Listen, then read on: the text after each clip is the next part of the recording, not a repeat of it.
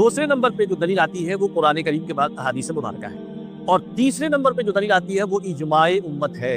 इजमाए उम्मत यानी इस उम्मत के मुज्तहिदीन का किसी भी फिक़ही मसलक, किसी भी मसले में, फिक़ही नहीं, किसी भी मसले में इत्तेहाद और इत्तिफाक कर लेना, ये इजमा कहलाता है।